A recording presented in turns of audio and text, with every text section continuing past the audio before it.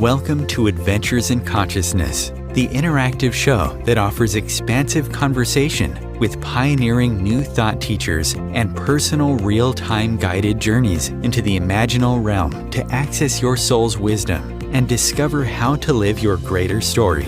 Here is your host, human potentialist, soul mentor, and consciousness guide, Jennifer Evako.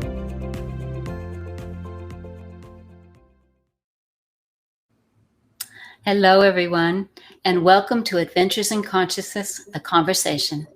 With me today is soul artist, writer, poet, sacred activist, rebel humanitarian, and founder and steward of 1111 Media, Simran Singh. Simran is a globally recognized speaker and catalyst for love, compassion, and humanity. As an example for a new world experience of aliveness, she advocates for the visionary and mystic embodied in each person, while engaging individuals to embrace their darkest depths so to uncover their brilliance of light. Simran is a #1 rated, archived, syndicated host of Voice America's 1111 Talk Radio, host of 1111 Interviews TV, and publisher of Nautilus award-winning 1111 magazine. She is also author of several award-winning books, including Conversations with the Universe, The Journey to Enlightenment, and Your Journey to Love. Simran creates art, books, and online courses to bridge humanity's experiences and expressions, along with being a TEDx speaker. And Simran is a creator of a one-woman show, The Rebel Road, connecting the dots from what was to what is. Welcome, Simran. It's so nice to be with you, Jennifer. Thank you for having me. I'm very excited about today. I've been spending a lot of time listening to your TEDx and reading, and your magazine, 1111 magazine, is a free magazine, I wanted to mention as well. The first thing that I'd like to start with is I was struck by your statement and your name of your website, I Am Simran. I'd love to explore that journey with you a little bit of how you came to that, such a beautiful knowing.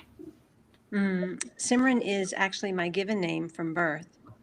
But with the work that I do, I speak to people about how life speaks to us, that everything in our lives, whether it's the people, the places, the things, the experiences that we encounter, they really are all reflections of us, speaking back to us about us. And we ultimately are here to discover that the divine is moving through us as us in the different experiences that we're having. Simran is a Sanskrit word, and the ancient meaning is actually to be in such a meditative state that you are one with the divine. And so I chose the website name of I Am Simran to help people claim that for themselves. So it's not so much about me, although it's my name. It's more of seeing the word, having the remembrance, even if people are not familiar with the word or the meaning. There's certain words in the world that have such resonance, and those are some in prayers, some in other things. And Simran is one of those words that just by the mere sound of it, the seeing of it, it imprints with that remembrance and that knowing. The divine is walking through me, and I am and that embodiment on this planet to experience and express myself, because we are all here as experiencing itself. Wow, that is beautiful. I hadn't expected that answer. To me, first languages like Sanskrit, when they were spoken for as a communication with nature and God and the world, they have a resonance that is a lot different than our language that we have now, which is an intellectual, conceptual. So I didn't realize that Simran, I didn't take that all the way back to the Sanskrit. Beautiful. Well, when I did my one-woman show, that was a show that was designed to be organic and spontaneous and unplanned completely. And I would allow myself to get on stage and just let whatever would stream through come. And through the course of those shows, there were certain statements that really felt like a deep understanding of the name Simran. And those were from the lips of the divine to the ears of the divine. From the ears of the divine, from the lips of the divine to the ears of the divine, so that there was this real integrated understanding that we think that we are these identities and people and egos and our stories and our conflicts and our generations and our histories. But in fact, we are the divine speaking and hearing, and every word we speak, that the divine within us also hears. And so that will end up manifesting, that we will create in the world, because the word has that much power when it is spoken from the divine self, whether that divine self is used in an unconscious way or a conscious way. And the power that you have when it is conscious, when you become aware of that co-creative nature that we have. Yes. Yeah. Yes, most definitely. So this is a, and we'll get more into the flow that you're in right now. This is a beautiful place to be in, but I know that you weren't always in this place of recognizing that divinity and that ability to co-create with life.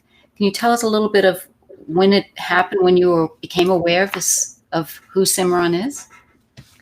I think that where I was prior to my own spiritual journey, as well as where I am now, is in the exploration for the embodiment of humanity. I believe that the bridge between where we are and where we want to go actually rests deeply within us embodying who we are as humanity. And that's not this big overarching humanity that we look at outside of us, but really anchoring into, what is it that can we feel? Can we feel the full gamut of everything that is within us and unearth everything that has been repressed? And so early on, uh, being an Indian in an American culture, trying to fit into both societies, going through an arranged marriage, trying to figure out how to please my parents, becoming a workaholic, realizing the arranged marriage is not where I want to be. That put me through enough struggle and pain and questions to want to know what this longing inside of me was, that knew something else existed, knew that there was a love beyond all kinds of love that I had seen. And somehow I also knew that it was inside of me. It wasn't external, but yet I was to use the world as this guide for me, as this mirror to the nth degree to discover me. Somehow I always knew that everything outside of me mirrored me. And so that became the exploration. And through that, the robotic, unfeeling, numbed out Simran that desperately wanted to feel was taken uh, through experiences that ultimately got me to the place where everything about me was able to crack apart. The hardening around my heart was able to crack open to where I got to feel the depths of what most people call the darkness or the pain. But it is what I've learned, it's through that we discover our light, the true meaning of joy, happiness, all of those lighter things that we really want, that we have to go to those places. So it's humanity that I've been in search for. I haven't been looking to ascend anywhere. I have always felt that we need to root ourselves more deeply in the earthen bodies that we live in before we ascend to anywhere else. And so that has been my journey. And my partner, my co-creator in that, has always been the divine presence, which I have known exists within me and outside of me. So you talk about, there's so many things that you were just saying, the darkness, going through that depth, how important that is in our to see the brilliance, to see the light. Sometimes that's a hard thing, especially when you're working with people or talking to people and you see them going into something that's really hard. And part of you is like, wow, this is great. This is a beautiful thing to embrace and experience. How do you navigate that? How do you? I think that we push against fear, we push against grief, we push against jealousy or rage or any of those denser emotions because society tells us we're not supposed to feel those things. And I grew up in a household where I was told you're not supposed to cry. And so those were all things that had really been kept away from me. And yet I didn't feel whole and I didn't know why. And life kept bringing really difficult experiences in my direction, like it does for everyone. That's part of the human condition and the human experience. But as I moved through, I was able to hit an experience that was so utterly crushing that the only place to go was the darkness. And it was in that moment that I wondered if I could commit to the darkness with the same degree of devotion that I have committed to the light all these years. There's something in there, because I wouldn't have created this experience if the universe didn't want me to learn something, didn't have a special nugget inside of there that fulfilled the soul longing that my life truly is led by. And it was there that I discovered something really fascinating, because I was always this kind of individual that, and I'm sure many in your audience are those types, they want to serve the world, they want to do good, they want to share their light and shine that light. And oftentimes we go through that healing journey. We are the wounded healer, so we learn the protocols, the practices, the ways of coaching and healing and mentoring, and then we decide, okay, we're going to go out and do that in the world because now we've done this for ourselves. When I think we've kind of missed the point, we take what we've learned and all of a sudden get distracted to go share it rather than deepening further into the place that we came in. And when I went into the darkness, what I discovered is that what I had done all these years had been really beautiful, but it was artificial lighting.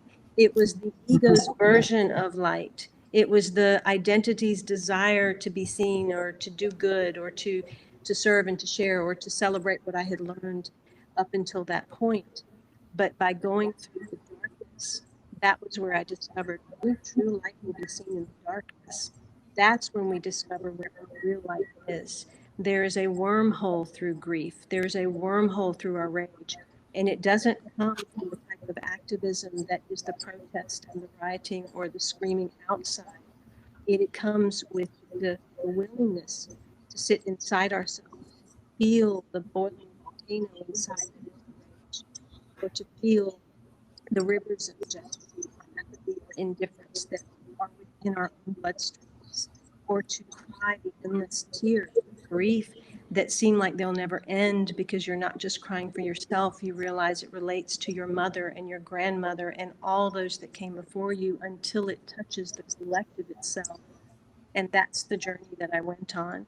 And in that journey, it was a challenge, it was difficult, it was excruciating at times, and I finally found my command. Wow. You know, you hear about some of the beautiful mystics like Hildegard von Bingen or some of these other mystics we read about that have like migraines or something, that they go into that pain and that suffering, and that's where they find their way through to that renaissance, to that something new coming, birthing through them. Yes, yes. I think we have to find the way to embrace those places, because even those are the stories that the ego has created, you know, about, and they keep us separate. They enforce the stories of the ego of how we're not wanted or not loved or not good enough, or all these things that we come up with as children. And the pain helps us stay encased in those stories, and in that pain, we touch it just enough to know, oh, it's painful, I don't want to go there. And then we allow a shiny bauble or another path or some other type of constriction to distract us, rather than saying, what would happen if I just sat and felt it? What would happen if I let myself understand this color of myself? Because that's basically what emotions are. They're various colors of who we are and how we express. Beautiful. So I've, from my own experience, hitting a very deep, dark part of my life, I think when you move through and you allow it to happen, at the end, you're released and you have free choice. Okay, well, now what do I want to believe, or what do I want to create? But you had to go through that first. You do, because there's, you know, I think in my own personal journey, and I think in many individuals when they go through any type of, whether it's therapy or coaching or a mentoring of a program around personal growth, you're taken back to the incidents that you seem not able to get past. You're taken back to those places that you need to heal. And we get to those things and we heal them to a certain extent, but there are these cracks and crevices in there that we haven't quite gotten to. And I think that's why we create the boulders in our life. I talk about how we create pebbles, rocks, and boulders along the way to kind of stumble us in order to look back and figure out remnants of pieces that we left behind. And when those boulders hit, there comes a point after you have done enough personal growth where you finally are willing to stop and say, okay, if I have created this big hole, then there's no one else to look at in this situation except myself. And there must be something that I have missed. And to give oneself the grace of saying, how did I really create this? And am I willing to go back through myself and find those cracks and crevices and fill them with the golden essence of who I am just by the mere awareness and presence to them? Then all of a sudden, we become like those beautiful vases in Japan and China where they put the 24 karat gold in there, and we take something that was broken and make something truly beautiful out of it. But we have to be willing to break first. And I think that what we think of as broken is often just fractured. And that hurts a lot more than letting yourself be broken first. And then realizing the beauty that's in what's breaking apart. Break open and break through. Yes. Yes. So at some point then, when you were at your depth, you started receiving the messages or hearing and realizing that it wasn't just you had support to come out of this place. You had the universe there to help you, or guidance, divine guidance. How did you trust? How did you believe or know that that was happening? As I began my spiritual journey, I kept hearing of all these people that say, oh, I heard this, or, I got this message, or my guide said this to me. And I was never a person like that. Like, I didn't have my guides talking to me. And so it was like, okay, I'm not having all these conversations that everyone else is having, but I must have my own way. And, a lot of people don't have those types of things happen to them. And they make up that there's something wrong with them, or that they didn't get a certain piece that they were meant to get, a certain chip embedded in them to let them talk to the divine directly, or have, this team or set of guides that were going to kind of point the way or be able to predict things for them. And I thought everyone has to have that kind of language or that communication in their life. What if it's so ordinary that we're missing it? What if it's right under our noses all of the time? And we're actually being guided every step of the way in every single thing that we encounter. And so that was my way of working through things. And I think much of that came also from the gift of shame, because shame had been the thing that I carried most. I didn't know it at the time that was the thing that I did, that I always placed everything as if my fault, or I must have done this, or this is about what I did, rather than realizing that in relationships and different things, there are other people involved and it's not always me, but I always put it on myself. And in a way, that was a gift, because I was used to putting things on me, that it was easy enough to say, well, what if this is a reality where I'm the only one in the room and everything else, and if I'm the divine, just like everyone else, and everything else is the divine, then really I'm speaking to myself. The divine is speaking to itself. And so that tree, that bird, that book, that person, that experience, it's all me speaking back to me about me. So can I look at the person in front of me and see if they're upset and find that in myself? Can I look at the person on stage who I admire, that I think is this incredible being? And instead of sitting there in awe and making them an idol, can I find that inside myself? Can I, walk through a marshy area and stop for a moment and find that in myself? And so as I kept doing that, I started to uncover the depths of me, because I was willing to look at the subtlety of life inside of me. And it just brought me to the place of realizing that we look outside so much for everything, that we have not realized that the entire universe actually exists within ourselves, that everything outside of us is purely projection, but there to support us in our own personal growth. And that connection, like you said, too, of outside and inside being that one. Yes. Beautiful. And, I'm noticing, again, from your reading you and listening to you now, this curiosity. You're asking questions, too. I mean, that's important. That's the first thing that I started doing. So in my first book, Conversations with the Universe, I write about 5 questions that I would ask myself. And the first one was, where is that in me? And then I would follow that with, what is that here to teach me about me? And then what is that to bring up from within me in terms of gifts, skills, and talents. And so when I used that framework and went through those 5 questions each time, I got to know myself better, but I also got to know my outward expression better as well. And utilizing the signs, you mentioned trust. That's really where I began to trust, because what I discovered was I didn't trust myself. I didn't trust the people around me. I didn't trust life. And truthfully, I didn't even trust God at the time. So as I started to utilize the outside as this barometer and gauge to help me know where life was going, and I started to realize that as I changed, it also changed. It gave me a sense of trust in life. And that trust in life was an understanding this is all the divine. So I now can trust the divine is going to bring me what I need. And because I'm willing to listen and willing to ask the questions and willing to be in conversation with the universe, I can now trust myself as well. So in a lot of my own books and my work, it is all experiential. I don't really believe that I channel. I believe that I have experiences, and then my heart wants to share what those experiences are. And I do so because I truly believe that any individual, no matter what their circumstances, where they come from, what they've been through, they can reach enlightenment just by way of their own life. They just have to commit to their life and live it fully. And that means feeling everything.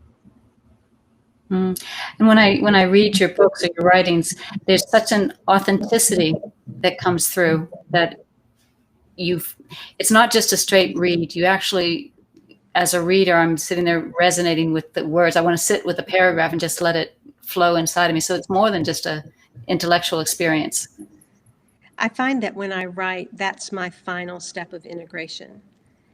Whenever I go through any experiences, I go through them, as we all do.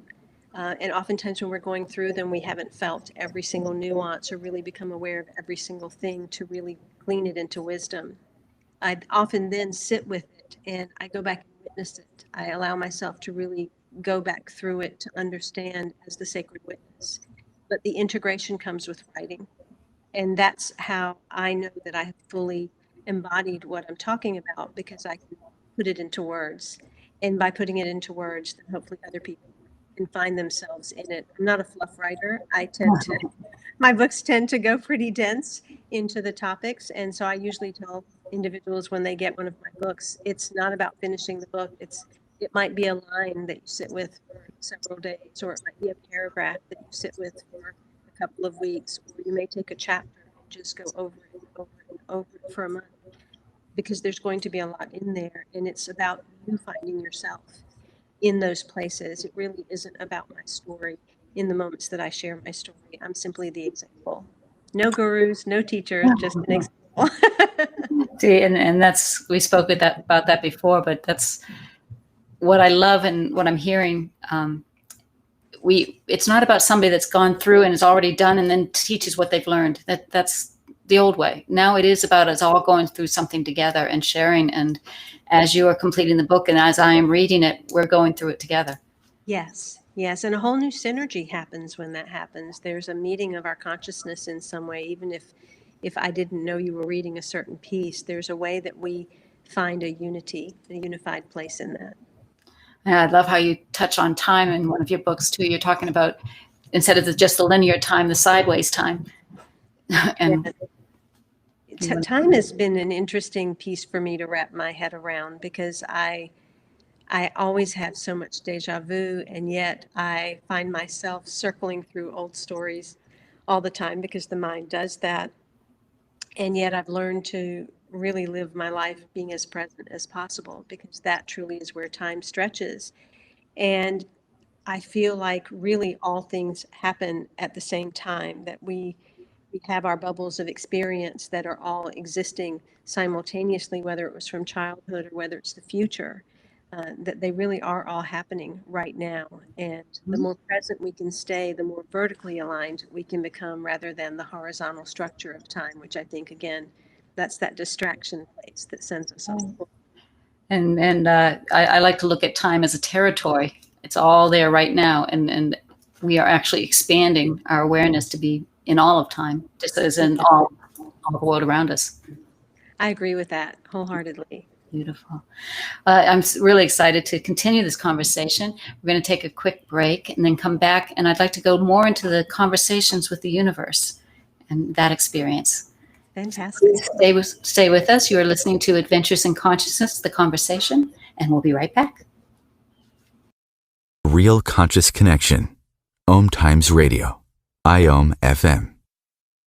Om Times Magazine is one of the leading online content providers of positivity, wellness, and personal empowerment. A philanthropic organization, their net proceeds are funneled to support worldwide charity initiatives via Humanity Healing International. Through their commitment to creating community and providing conscious content, they aspire to uplift humanity on a global scale. Om Times, co-creating a more conscious lifestyle.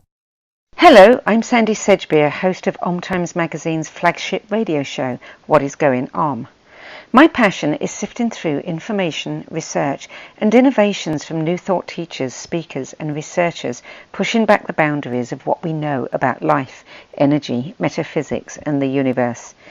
I love shifting perceptions about who we are, why we're here, and how quickly impossible becomes normal when we open our minds, expand our awareness, and accept that the only limits that exist are those we place upon ourselves. So if you're the kind of forward-thinking, eager investigator of what lies beyond the current reality that most perceive, why not make a date to come play with me in the field of possibilities at 4 p.m. Pacific Time, 7 p.m. Eastern Time every Thursday, and together we can discover what's really going on.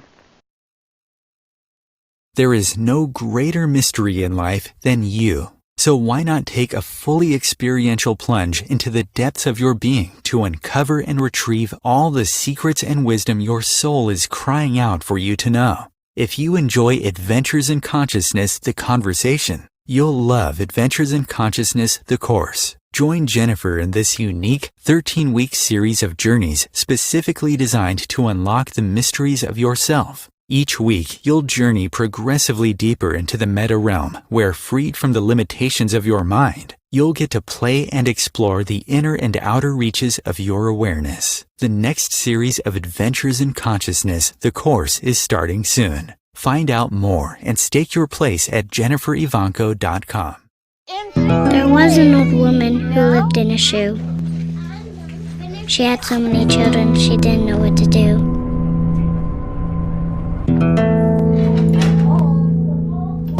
She gave them some broth without any bread and kissed them all soundly. Lights out. Good night. And put them to bed. Hunger is a story we can end. End it at feedingamerica.org.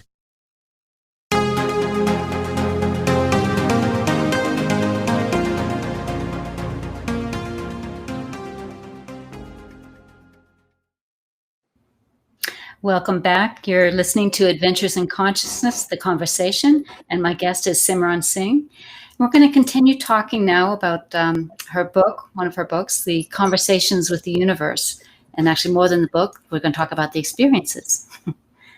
So, Simran, part of the conversation, it's not just getting a message. We hear about 1111 and your great work with 1111. But it's not just about the message. It's about the conversation. You seem to build on just this whole way of conversing with the universe. Can you tell us about that? Yes, I think we get hooked on looking for signs and symbols, or we get delighted by the synchronicities that show up. And I know I've often heard people, and even early on myself, something would show up that would delight me as a sign or a symbol, as a synchronicity. And I would go, oh my goodness, this means this. This is so awesome. This is wonderful. And then a couple of minutes would go by and it would be like, could you send me one more sign just to make sure that's really what you mean? And then we get another sign that confirms what we want. And then it's, okay, just one more sign, just one more to make sure I'm actually clear. And in a way, that's an early beginning of the conversation, because it is this banter that we have back and forth with the universe. Conversation requires two.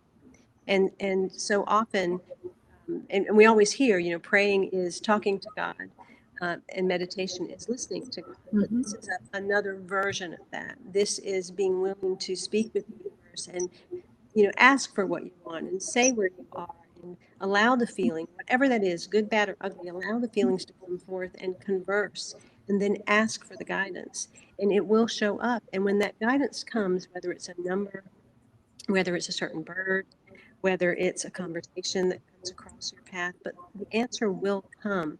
And in that moment, that is really a prompt to, number one, get going on whatever it is that you're asking about, to take some sort of inspired action, because that in itself furthers the conversation. The universe sees that we take action on the sign, and that might be making a move or changing a job, or having a conversation with someone that we've been too scared to have the conversation with. When we take that action, all of a sudden you'll find the universe will give you another prompt in some way, shape, or form.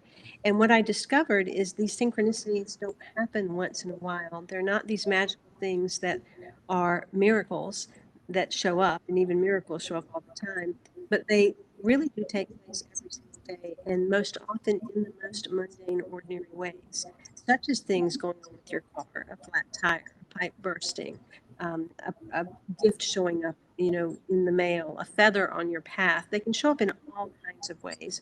We judge them as good or bad, these things that happen, but they're actually the signs, symbols, and synchronicities of the conversation. When you put these things together, they form a paragraph.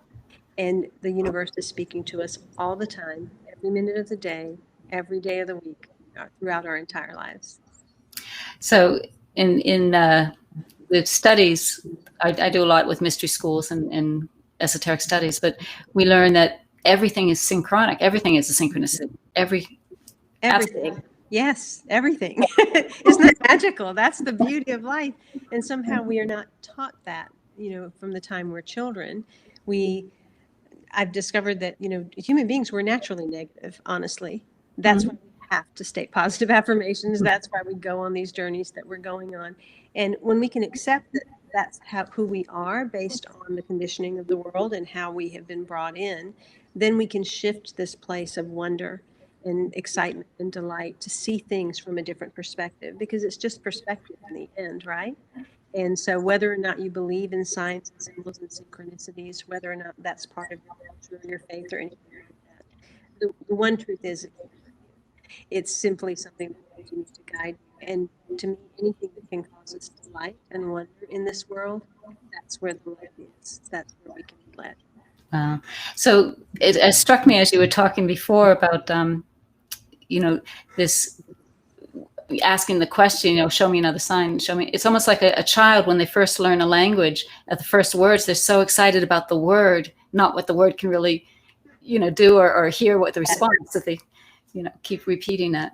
And we're kind of like that in our learning here. Yes, I think so, most definitely. And the catch is, and it's just like any other protocol or healing method that we learn, the catch is to not fall into it where we use it as a crutch, because ultimately it's here to teach us that we are these things, that we are creating a reality, that we are even creating the signs that appear on our path to lead us. It is that. And so once you can really take ownership and responsibility of your life to every degree, then all of a sudden you step in a way of creative capacity and self-empowerment that is far greater than where you have been before. Well, I think a key here also is that beginner's mind, that once we step in that expertise, that, okay, I've got it. I know this symbol means this, and this is what my life is, the path I'm going. Once you're there, it's you're stuck again. Yes, because, as you go through learning the signs and symbols, the first go-to is probably going to be to Mr. Google, because we're going to know that there's all kinds of information on the internet. So you want to know what this bird means, or you want to know what this number means, and that's okay. But at a certain point, we each have our own dialect with the universe. And so at a certain point, pull back from looking up things and instead, sit back and feel, what does this mean to me? Because a red bird passing on your path versus passing on mine, where we are in our lives, it can mean one thing for you and another thing for me, and a third thing on Google. So it's about tapping into your own intuition, starting to trust your own guidance, and understanding that as you align this outer world with the inner world, then the true power and creative capacity of you as a divine being comes into play. And you said that beautifully, aligning your own inner path with the outer, because you might have the bird or the intuition or something come through, and then you go outside of yourself and say, okay, what does that mean? Yes, yes. Yeah. And I liked how you said might seem really ordinary. This things that are happening, this conversation might come in ordinary ways, but my ordinary is very different than another person's. And so finding what is ordinary to me might be something very special. Exactly. And I got to the point, I think I probably was a little bit Pollyanna for a lot of it, but I really did look for the good in everything that happened. So, whether it was a basement flooding, or whether it was, a car accident, or whether it was something that happened health-wise, or a divorce, or any type of thing that took place, I looked at the good in that. What was this conversation happening? If someone is leaving my life, then rather than stick to the attachment and the hurt and the pain of that, perhaps we have moved into a place where we're different vibrations, not good or bad, right or wrong, but we're just meant to now move into different spheres of life, different people and different experiences. And so as we let go of our attachments to things, you will see the landscape of life change. And as you grow, it is a beautiful barometer to follow, to watch new friendships come in as other friendships go out, or to watch new surroundings come in as other surroundings fade away, or to watch gifts show up in your life in abundance, whereas before maybe you had lack. It's all speaking to you about where you are in your consciousness and the depths of your heart. Yeah, it's funny. Listening to you, I just kind of went way over there and got lost. It happens. I'd like to go into in your book. You bring up senses. You go through the different senses, and to me, this is an important part of human potential. Is we tend to lose our senses. We kind of become dominant in one or two senses or three, and don't pay attention to the other. But this is our way of communing or conversing with the world around us. And you do an excellent job of opening that up with new ideas, new ways to look at it. Oh, thank you. I feel that way about the senses, about the seasons. There's so much that we can get from that. And again, I think as human beings, because of conditioning, we get into this habit of living at a very surface level. But we've been given these senses to embody being human. And yet these senses go much deeper. There was a time as early humans, our sense of smell could tell us whether an individual was malignant or whether they were benevolent. And we've lost that kind of sense of really getting, what we're around, a situation, a person, or any type of thing. And so as we really engage in the senses, whether it's sight or smell or sound, we tap into the deeper essence of who we are. But we first have to know that part of ourselves enough, and again, start to trust it as another aspect of our intuition. And the same thing with the seasons. They take us on a journey as to how we are to be in the world. We've gotten away from our cycles and rhythms that are in touch with Mother Earth, and they're all right there for us. If we just simply follow the cycles and rhythms of the moon, or the cycles and rhythms of the seasons, that will show us that there has to be a time of rest. There has to be a time when things harvest. There has to be a time when things are planted. But we've become not only a very heady society, but one that really believes that productivity is the only way, that we're losing all of these other spaces. But it is okay to stop. It's okay to take the break. And I think that when we learn that, then all of a sudden we will have less of the necessity to feel the darker feelings, because we won't be creating those situations as much.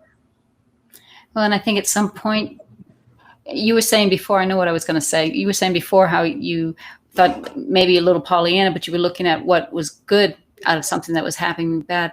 I think every situation has a good to it that can help us create the next good thing. What's coming next? If we sit there and look for what's bad in it, we're going to create the next bad thing and keep going down that way.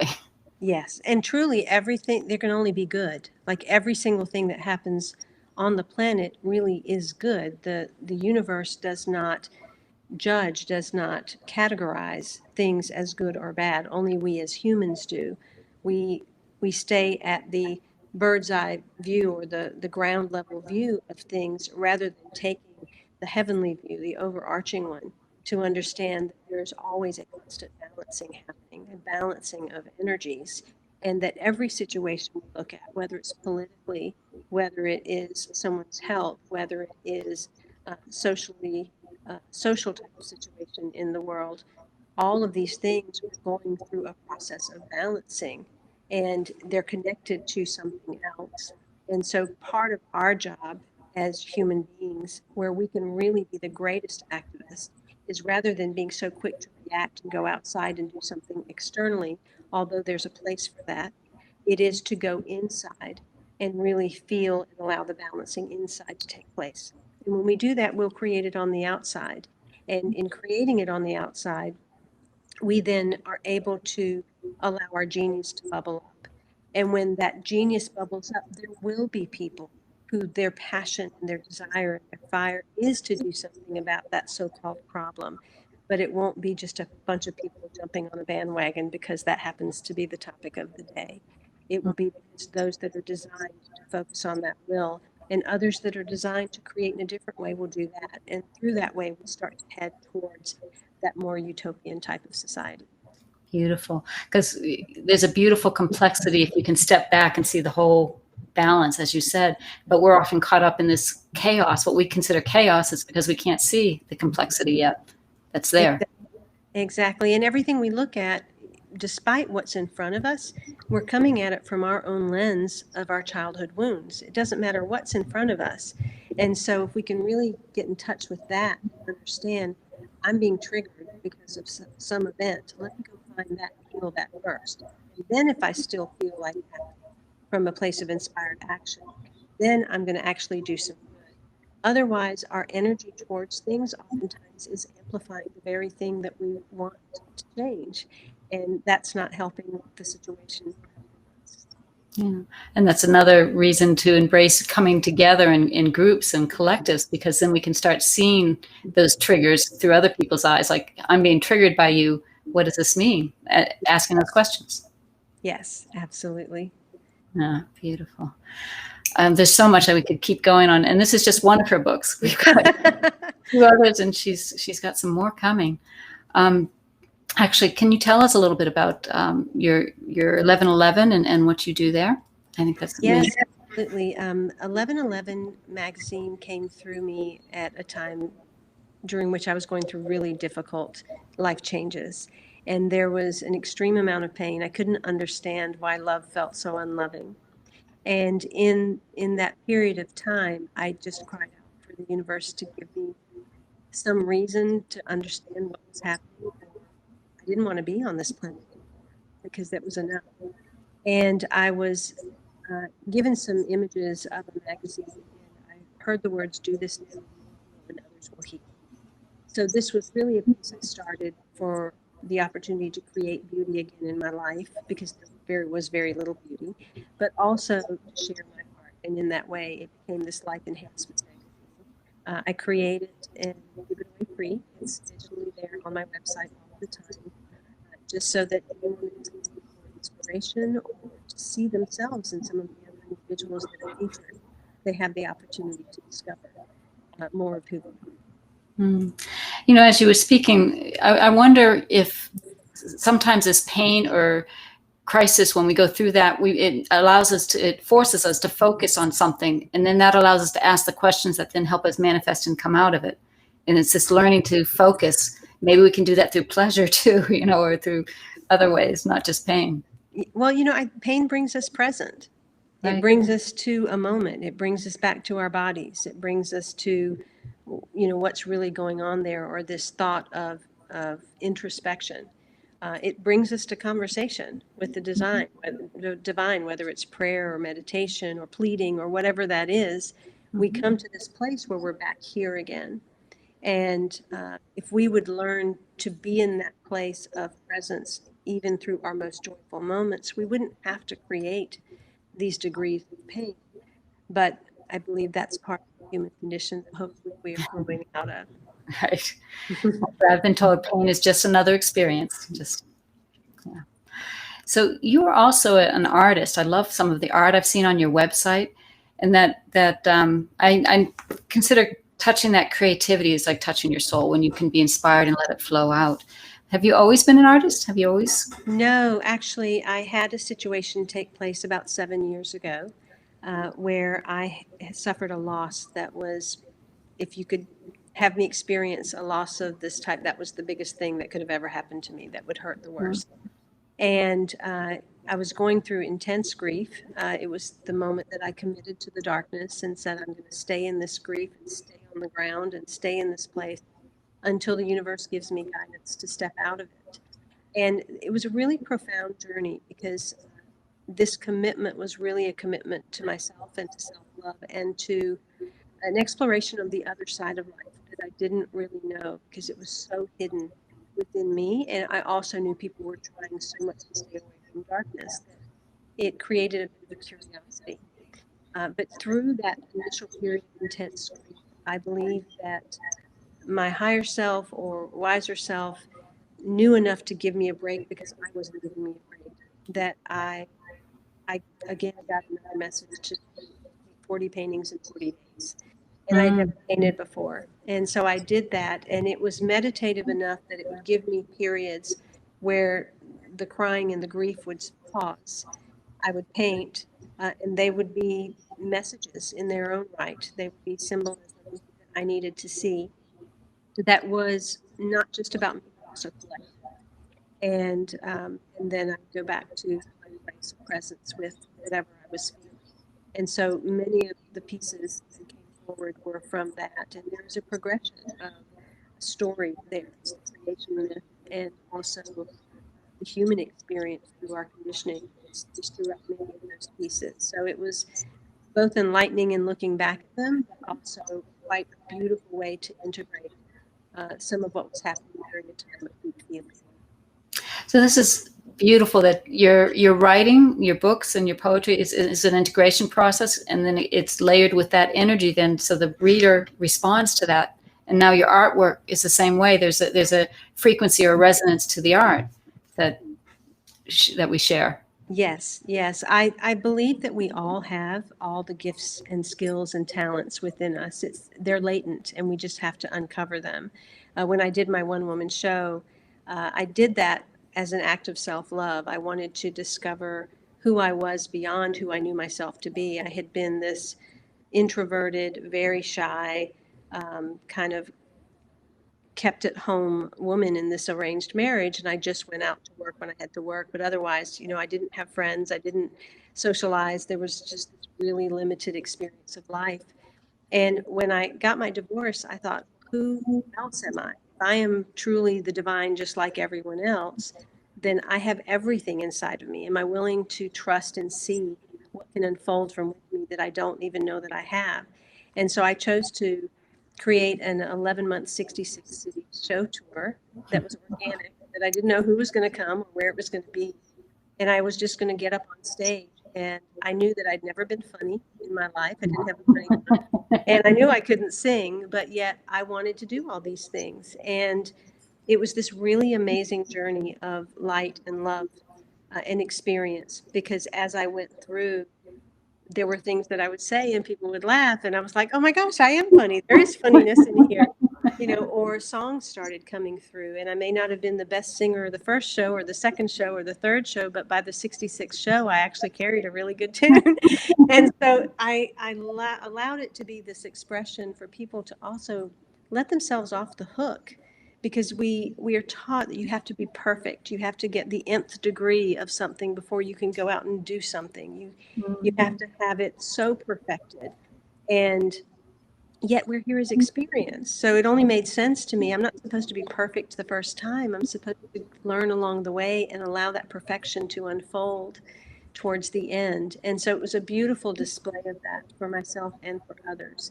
And to live our lives in that way and understand that we can have whatever we want, but ultimately it's about us creating the experience for our heart and soul that is the most richest. And the journey continues, right? Yes. You are not on a journey, you are the journey. There you go. Perfect. So Simran, we're going to go, I'd love to hear your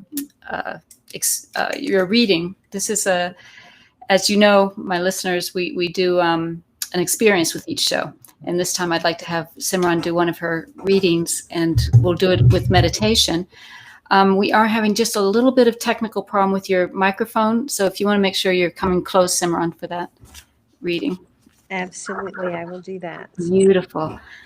So we'll go ahead and hand it over to you for a moment. Yes, I would love it if everyone takes a deep breath, closes their eyes, relaxes into their body. Take another deep breath. Imagine that there is a light in your heart space, along with one behind each of your eyes. And that one, those two touching a light at the center of your forehead. And then draw a line of light from that place down into your heart, down through your torso, through both legs, and down into the ground. As you anchor into the roots of Mother Earth and develop the power of patience until you claim the truth of your precious and sacred nature. You cannot treasure the jewel that you are, nor will you treasure the jewels that surround you. Go beyond the illusions. Can you fall in love? Will you let yourself be loved? True love, that which is your higher self. You have been in love with the lower self, its drama and illusion. This love has been the addiction, the drug, and the storyline that you witnessed while you wandered in this wilderness. The only necessity is space. In the open space, something can enter, be it healing, the answer, the awareness, the idea, the knowing of what comes next. Space is not physical. It is the land of nowhere. No time, no thing, no one, no ledge, no mind, and no wings. This is your nobility. Enter the space and leave all else behind, because those things don't have meaning until space is meaningful. Don't wait until your eyes close to focus upon your dreams. Most of life is made in your daydreams. The dark night is the spell you cast unknowingly. These moments beckon you to draw the light of truth from within. This karma is a blessing to take you deeper inside your own sacredness. What are you drawing into your life? In order to fan this beautiful flame, release yourself into the sea of consciousness, embracing every wave, immersing into remembering that you only need to ride the current. There is one heart among us, one trail, one path, one door, one key, one step to love, peace, and harmony. To get there, you must go through your own self. It does not matter how many paths you take or the processes you undergo. You can play with every technique and protocol, but play with the understanding that there's nowhere to go and there's nothing to do. You need only be present to your absolute wholeness. With this intentionality, play all the day long and deep into the night as the divine child that you are. As you do, cultivate the power of patience and embrace the art of doing more nothing. Remember that you are in love all of the time. You are in the sea of love. You are of love all of the time. You are composed of the molecules of love. You are with love in every moment. Love embraces you no matter where you go. You are simply here to be as love, the expression and embodiment of love in its highest form. Take a deep breath. Stay in the love that you are and the love that surrounds you. And allow yourself to relax back into your bodies and the beauty of patience that rests inside of each cell. As you breathe in and out, wiggle your fingers and your toes, shake your wrists, your your neck and rejoin us back in the center. That's beautiful. Thank you, Simran. That was a reading from her last Nautilus, the last magazine, 1111. Yes. The editors. Sorry, I'm a little bit still there. Beautiful. Thank you. I'd like to end here with some words about where they can find out more about you, your website, and also this new books that you have coming out. What's on the horizon? Absolutely. You can reach me at 1111mag.com. That's 1111mag.com. That's where all of the 1111 magazine radio and pieces are. I am also at iamsimran.com, iamsimran.com, and that's where more of my personal work, my artwork, and my books are. I have 3 books that are current, and those are Conversations with the Universe, Your Journey to Enlightenment, and Your Journey to Love. And this December, the first of another trilogy releases, and it is called Living, the 7 Human Blessings of Experience. And that goes into much more of what I learned. Beautiful. Thank you, Simran. And we will see you again, everybody, in another couple of weeks. Thank you. Thank you for having me. Bye.